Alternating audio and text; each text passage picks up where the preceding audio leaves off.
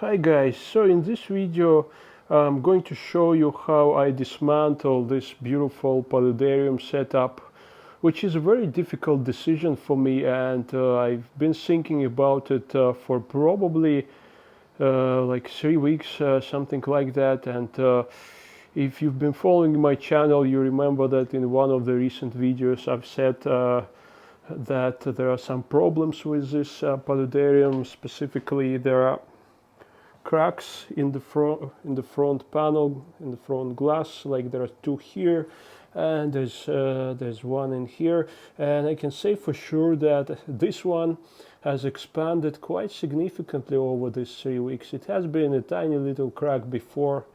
I'll just try to zoom in. And those two, well, I can say that this one has expanded a bit, not dramatically. There are no leaks yet and nothing bad is happening yet, but it's a concerning sign. So and quite a few of you have suggested me, sort of advised me to actually deal with this situation, to break down this setup and either repair it or build a new one, which is what I'm going to do. Again, as I've said before, it's an extremely difficult decision for me because over a year and a half that this paludarium functioned, I grew quite attached to it, and you can see that it's quite lush. Lots of the plants are growing well. It's very well settled in terms of the fish. Well, ignore this clump of dwarf sach. I pulled it up from another fish tank, but the moss wall is functioning perfectly. You can see it's dripping and the moss is lush, it's growing well. I'll just zoom in one of the places so you can see how great looking the moss is. It's just soft and it's fluffy, and it's everything you want your moss to be. And the Echinodorus argentinensis, which I have here, is massive and it's flowering, and you can actually see how Echinodorus and other Amazon sort plants, you can see how they proliferate, how they breed. So this is a new tiny little Echinodorus argentinensis here, which I will need to remove and replant at some point, but for now I just allow them to blossom and to produce these small new plants. Yeah, and the tiger lily is growing great. So I don't want to waste any of these plants. I don't want to throw away any of them. So I will try to replant them into other setups as much as I can. And this is what I'm going to show you in this video. I'm going to make use of every single plant in this setup. The stem plants, Bacopa caroliniana in here, Ludwigia in there, and all of this moss. So yes, I guess this is the last time you're seeing this paludarium like that. This video might be long and it might consist of several parts. I don't know yet how difficult it is going to be for me to break it down, to remove all the plants, to remove and resettle and rehome some of the fish or all of the fish basically. What happens to this system afterwards is also a big question. It depends on basically one thing: the condition of other glasses. If I'll see that all the glasses, like the back panel and the double bottom, there's two glass panels on the bottom, if they're all good except this front glass, then I'm going to order a front glass and I'm going to replace it and I'm going to set up a new paludarium. But if other glasses also have problems, it is going to be too expensive for me, for example, to order this back panel. So I'll probably have to break it apart completely and build a fish tank, maybe of similar dimensions, maybe of smaller dimensions instead of it, because obviously if several glasses are bad, and it's really difficult to find a glass of these dimensions. This is a 6 foot long paludarium. So we'll see how it goes, and I'll show you all of that in this video. The first step for us would be to strip down the moss wall. And I'll start with the lower parts with wet moss because I'm going to rehome this moss in my terrarium, which currently doesn't have anything except for plants, but it has 90% humidity, and it will provide very nice environment for this moss. So I'll start by removing the moss, and we'll proceed from then on. Okay, so how difficult is it going to be remove this moss? Actually, quite easy. It comes off without any issues, like so. And I'm going to put it in a container and carry it to my terrarium. Well, it seems that the moss itself, well, yeah, there are some roots, or these are actually, I think, the roots of Hydrocatyl tripartita, which was growing on this moss. Yeah, I'm pretty sure these are roots of Hydrocatyl tripartita. Quite a lot of them. I will need to remove them before planting this. Well, oh, okay, that just comes off quite easily. That's a piece of driftwood, actually. I didn't expect it to fall apart that easily, but I guess that's a good news for me.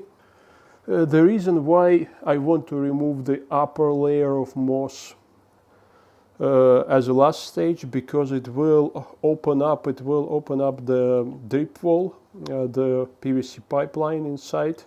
And the PVC pipeline, well, it has a lot of holes which are facing upwards, so the water is going to flow like this, like a fountain, create a lot of noise. So I want to do that only after I switch off the pump and after, well, when I start removing the fish. So this will be the last step to do, and that is absolutely fine because this moss is really dry. So, well, it is growing. It got used to growing in these dry conditions. So it's absolutely fine for me to leave it for last, but everything in here will have to come off. And it does come off quite easily. And now once we've taken like most of the moss from this central part, you can see the background inside. And surprisingly, well, this was cocoa fiber, which I glued with aquarium silicone. And it was exposed to water, obviously. You can see there is constant dripping of the water that actually goes along the background. The background looks surprisingly perfect to me. It's actually very solid and the cocoa fiber doesn't fall off. And again, this is the background that stayed like this for a year and a half, so it's not fresh. All right, let's keep on removing the moss. Very easy to do so. Actually, I didn't expect it to be so easy. Okay, now it looks more ugly than it used to, than it ever used to look before. But this is where I stop at this point before I replant all of this amount of moss, just heaps of moss. These are all aquatic mosses, a mixture of at least 7 different species of aquatic mosses. So I have eventually removed all of the moss. I haven't filmed it because I needed both hands to do so. And you can see now pretty much the whole background is bare. There's no longer any moss wall. It still looks good, to be honest, and I still like it very much. And most of the, well, not most, all of the cocoa fiber and all of the expansion foam, which were parts of the initial background, are still in place pretty much. And you can see that they were subjected to quite a lot of water, quite a lot of moisture. The drip wall is working perfectly. It's dripping all the way to the edge. Well, probably not in the very corner, but everywhere else it is working quite okay. And yeah, but the background looks great, to be honest. For those of you who have been asking throughout the lifetime of this paludarium how the background is holding, this is clearly the last time you're going to see that background. But you can see that background is holding together, looking good. And so now I will switch off the drip wall. So I will switch off this pipe connecting to the power head here, and yeah, that will be the end of the most drip wall. The next step will be something that I'm quite intimidated of doing, which is removing the plants, removing the fish, relocating fish elsewhere, planting plants elsewhere. That's going to take a lot of work. I'm not sure whether I'm going to film all of this because that will take quite a lot of my time. So we'll see how it goes, and yeah, let's move on. And the tank is drained, it's empty, and the background is ready to be removed. So before I remove the background, I just wanted to show you how does it look like when it's dry and when there's no moss or any other plants on it. Well, I can say that the upper part of the background, so basically everything that was above the water, is very well preserved. So cocoa fiber is perfectly attached, and the structure itself, the expansion foam, the pieces of cork bark, pieces of driftwood, everything is well preserved and is firmly attached to the background. When it comes to underwater part of the background, well, I would say that in quite a lot of places cocoa fiber did not stick well and it didn't survive the contact with water, so we've lost quite a bit of it. But overall, not all of it was gone, and there are some areas, like for example here, where there is a lot of cocoa fiber that has survived. So the next job for me will be to remove this background in order to inspect the back panel, to check if the back glass panel is okay and if I can actually keep it.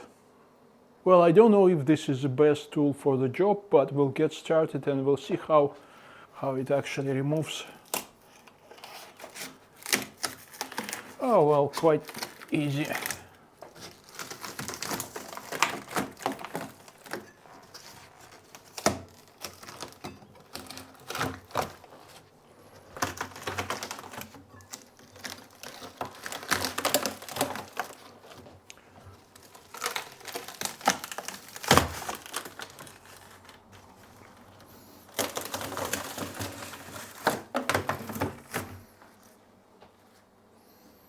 So in here we have a PVC pipe, which was part of the drip wall system, and for some reason I actually want to keep that PVC pipe, so I'll probably have to cut it out. I also want to preserve these pieces of cork bark, which I think are still very good quality, so I will deal with them as well.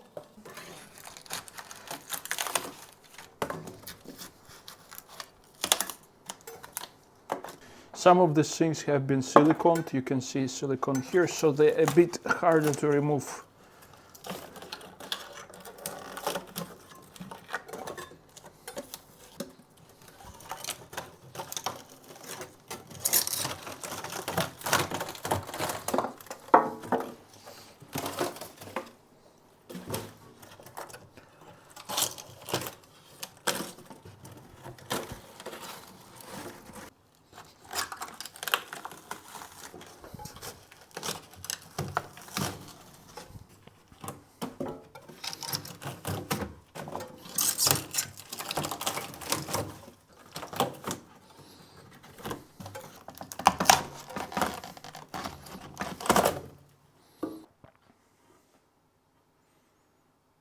So in here I can see another problem. There is actually another crack in the glass, in the side panel, and it's from inside. You can see that there is this sink here.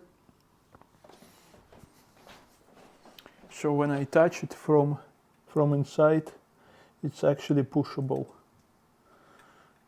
Well, this was above the water level, so this wouldn't have caused any significant problems, but Unfortunately, it means that the glass was cracking.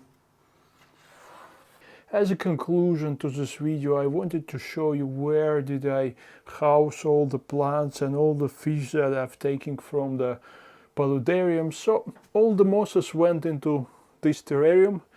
You can see they're all up there and here, and I've added them here approximately 3 weeks ago, and I can see that well, most of them have already settled and growing well. This setup doesn't really have anything living in it at the moment. I'm sort of waiting until it matures, but eventually I'm planning to keep here some dart frogs in future, but for now I just wanted to sort of start growing and so to say cycling it. And the massive mother plant, Echinodorus argentinensis, is actually here.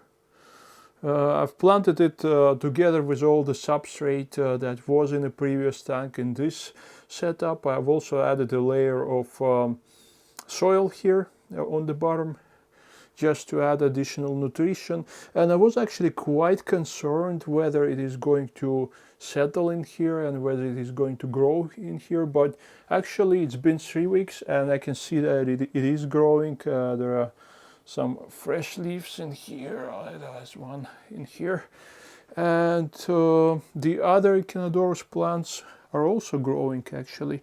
There's 2 more smaller Echinodorus like this one, and it is growing as well. So I would say it was successful.